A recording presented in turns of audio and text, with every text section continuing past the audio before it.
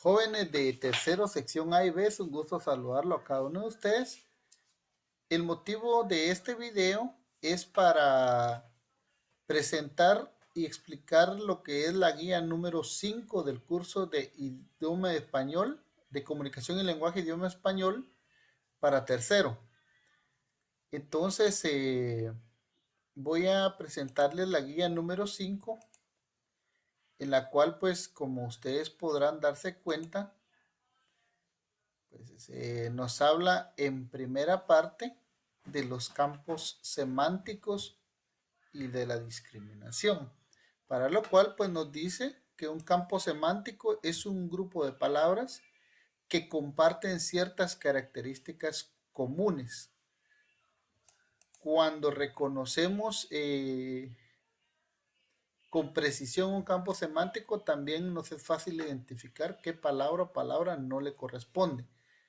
Esto es de mucha utilidad al momento de procesar la información de lo que se lee. Y aquí vemos un ejemplo, dice, instrucciones, lee cada grupo de palabras y circula la que no pertenece a ese conjunto. Y aquí tenemos un ejemplo. Miramos que hay animales como la cebra, el delfín, el elefante, la jirafa, el marrano y la vaca. Entonces, todos o casi todos los animales tienen algo en común menos uno. Todos son terrestres menos el delfín.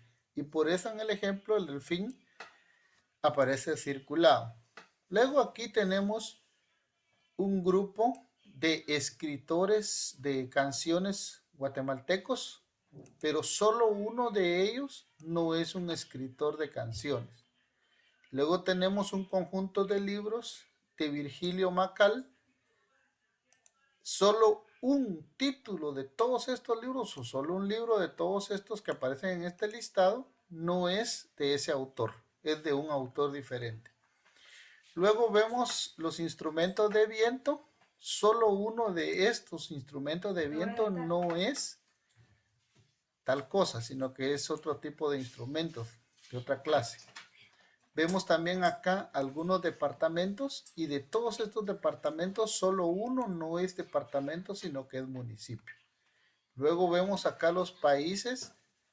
De estos países solo uno no es de Sudamérica, de ahí todos son sudamericanos.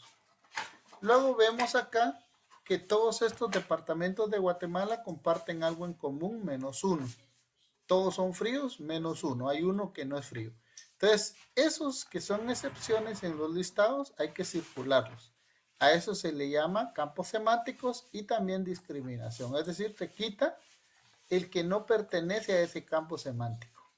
La segunda o segundo ejercicio tenemos la sustitución de palabras o frases. Aquí nos dice que la comunicación escrita es más frecuente cada día y por esa razón redactar en la forma correcta es muy importante. Para la expresión de las ideas de manera clara se debe aplicar reglas gramaticales, recurrir al vocabulario amplio, escribir sin faltas ortográficas y utilizar los signos de puntuación de manera adecuada y como corresponde. Entonces, como parte de la redacción, se debe tener la habilidad de sustituir una palabra o frase por otra que exprese la misma idea. Entonces, a este ejercicio se le llama sustitución de palabras o frases. Y aquí nos dice las instrucciones. Lee cada párrafo, escribe de nuevo la oración y sustituye las palabras subrayadas de manera que no cambie el sentido de lo que se desea comunicar. Y vemos el ejemplo. Dice, mañana colocaremos botes para depositar la basura. Este es el ejemplo o la oración. Si la podemos ver, es una oración compuesta prácticamente por 7 palabras. Ahora la vamos a resumir y en lugar de decir mañana colocaremos botes para depositar la basura, solo se puede escribir mañana colocaremos basureros. Y ahí ya sustituimos una frase con una palabra. Botes para depositar la basura la sustituimos por basureros. Luego tenemos los ejercicios. Ese libro es maravilloso. Hay que sustituir la palabra maravilloso La medicina resultó sumamente cara. Hay que sustituir la palabra la medicina y sumamente cara.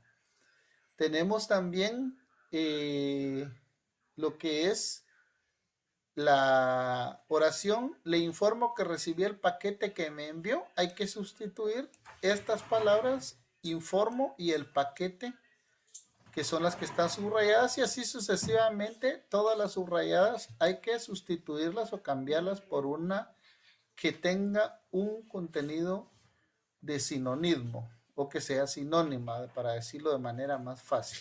Aquí, por ejemplo, el periódico hay que cambiarlo increíble, notificación sobre, pasaron y partido, señorita escribió y trabaja junto con la palabra grande, que son las subrayadas. Además, en el ejercicio 3 vamos a encontrar lo que es el hecho o opinión. Entonces, aquí nos dice que para poder hacer un análisis y criticar el contenido de un texto, se necesita utilizar diferentes habilidades y destrezas lectoras. Entre ellas, diferenciar en qué momento lo que se lee es una noticia o un hecho y en qué momento es una opinión. Para hacer ese tipo de identificación, en el caso de un hecho, se necesita analizar si lo que se está expresando puede estar sujeto a comprobación y si hay evidencias que nos permitan verificar que la información es verdadera. En el caso de la opinión, simple y sencillamente depende del criterio y de la forma de ver y de percibir de cada persona. El hecho es algo verificable, es algo cierto, algo real. Por ejemplo, si yo digo, en invierno va a llover, eso es algo prácticamente que se convierte en un hecho, es una realidad. Lógico, si es invierno en Guatemala, va a haber lluvia, ¿verdad? Ahora, si yo digo de la misma afirmación que en invierno las tardes son más bonitas, entonces ahí es una opinión, porque puede ser que para mí las tardes sean más bonitas, puede ser que para otras personas la noche, para otras la mañana, y cada quien va a tener su propia opinión. Entonces aquí simple y sencillamente vamos a hacer, según lo que dicen las instrucciones, leer cada uno de los párrafos o de los enunciados y marcar si es un hecho o una opinión. Entonces, como vemos en el primero, nos dice: los músicos de épocas pasadas son insuperables. Ya no habrá personajes como ellos. Esa es una opinión, ¿verdad? Y por eso está marcada con X. Entonces, lo mismo tienen que hacer ustedes con el resto. Van a leer cada una de las frases y luego en la columna de hecho o de opinión, según ustedes consideren que sea, van a marcar la X. En el siguiente ejercicio tenemos la organización de la información por medio de diagramas. Nosotros va a llegar un momento en el que nos vamos a encontrar con libros o folletos que sobrepasan las 10, 20 y hasta las 100 páginas. Pero para efectos de aprendizaje no es necesario memorizarse ni tener presente cada una de las palabras que están dentro de ese montón de páginas. Para ello, lo más fácil es organizar toda esa información a través de diagramas. Entonces aquí nos dice que los diagramas precisamente sirven para presentar de manera gráfica y concreta la información acerca de un determinado tema. Además, muestra las relaciones entre las diferentes partes de un conjunto, un sistema, para lo cual hay diferentes tipos de diagrama según sea su uso. Entonces, ¿qué vamos a hacer acá? Se va a leer el tema y mediante el diagrama de la araña se va a presentar la información en forma organizada. ¿Cuál es el tema? Trabajo infantil. Ustedes van a leer todo este tema del trabajo infantil y luego van a hacer el diagrama que se llama el diagrama de la araña, que es este que está en esta página. Entonces, acá está el trabajo infantil. ¿Qué van a hacer ustedes? Van a escribir dentro de cada círculo que está alrededor del tema principal, que es el trabajo infantil, van a escribir lo más importante o relevante que encuentren en este tema que consiste en una página. Lo van a leer, lo van a resumir y lo van a ir escribiendo según ustedes consideren las ideas más importantes que encuentren dentro de cada círculo. Y ahí ustedes van a tener algo más concreto de la información en total. Luego, pues también tenemos el ejercicio número 5 que habla acerca de lo mismo de la organización de la información por medio de diagramas, pero estos son de comparación o de contraste, para lo cual pues van a leer el texto sobre el tema de conejos y liebres y luego de leerlo van a hacer los diagramas que están en la siguiente página haciendo notar las diferencias y las similitudes. Entonces, leen conejos y liebres y luego se van a la siguiente página a hacer la tabla comparativa. ¿Qué se puede comparar en un diagrama? Puesto que son dos tipos de animales casi similares o iguales, el conejo y la liebre, pues pueden tener diferencias, pueden tener similitudes, pueden tener sus propias características, sus propios hábitos de vida, como lo que es la comida, como lo que es su forma de vivir, pero todo eso lo va a arrojar la información que está dentro de este tema. Posiblemente alguno de los dos sea más veloz o alguno de los dos viva más tiempo. Eso va a depender de la información que ustedes tomen después de leer el tema. Y luego vemos un diagrama de Venn. En este diagrama de Venn, en las partes que están acá de color celeste, fuera de, de esta unión, ustedes van a escribir las diferencias que tiene un conejo con una liebre. Lo mismo van a hacer acá. Acá lo que es el conejo y acá lo que es la liebre. ¿Qué diferencias tienen? Las van a escribir dentro de estas partes de celeste más claro. En el celeste más oscuro, como se pueden dar cuenta, los círculos están unidos y aquí lo que van a encontrar ustedes son las cosas comunes o las características comunes que tiene tanto el conejo con la liebre. Y de esa forma ustedes van a hacer su diagrama de Venn. Luego tenemos en el ejercicio número 6 lo que es la idea principal, y aquí, como lo dice su nombre, es aquella en torno a la cual gira la información fundamental de un tema que se encuentra también. En un tema se encuentran también, las ideas secundarias y tienen como función desarrollar, ampliar o ejemplificar la idea principal. Es decir, la idea secundaria siempre va a servir para que se entienda de mejor manera o se amplíe el conocimiento sobre la idea principal. Esta importancia de desarrollar la habilidad de localizar la idea principal y las secundarias de una lectura o conversación, ya que eso permite que se pueda centrar en los datos relevantes de lo que se expresa. Entonces, aquí nos dice a continuación, se encontrarán estrofas del poema La historia de un colibrí, del escritor chiquimulteco José Miguel Jordán. Entonces lo que hay que hacer es identificar la idea principal de cada estrofa. Esto quiere decir acerca de qué está hablando el autor.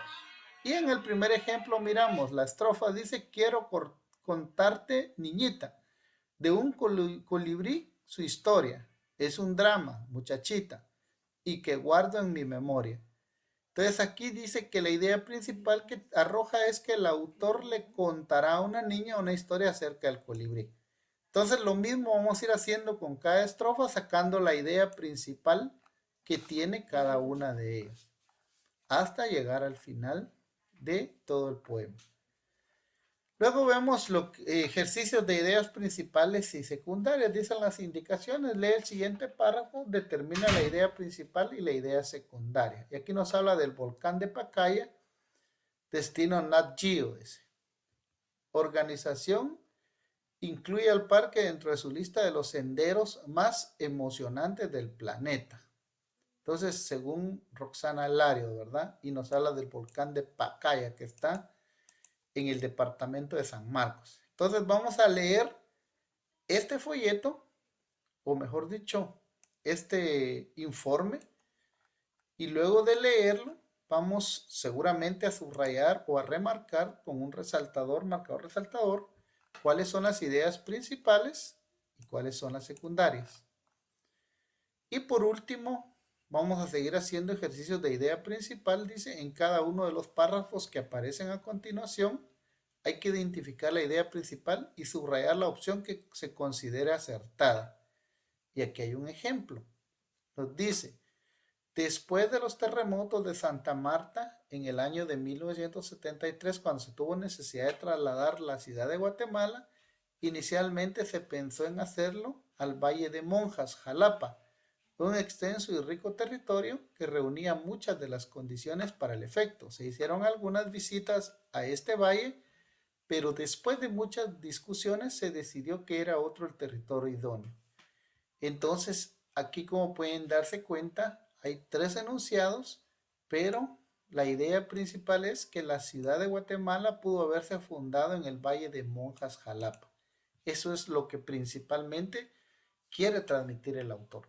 Y lo mismo vamos a hacer con los demás ejercicios. Vamos a leer el párrafo y luego vamos a subrayar lo que para nosotros de estas 3 opciones es la idea principal. Y así sucesivamente hasta terminar en el ejercicio 5. Y por último vamos a ver lo que son las inferencias. ¿Qué se entiende por inferir? Dice que inferir es entender una información que no está literalmente escrita en un texto, sino que la deducimos de los datos que ahí aparecen, basándonos en nuestras propias experiencias. Desarrollar la habilidad de hacer inferencias es muy importante porque permite hacer análisis, críticas y sacar conclusiones de lo que se lee. Entonces aquí nos dice la indicación, a partir de la información que aparece en cada párrafo hay que seleccionar la respuesta correcta y subrayarla. Y para eso hay que guiarse por el ejemplo. Entonces, acá nos dice que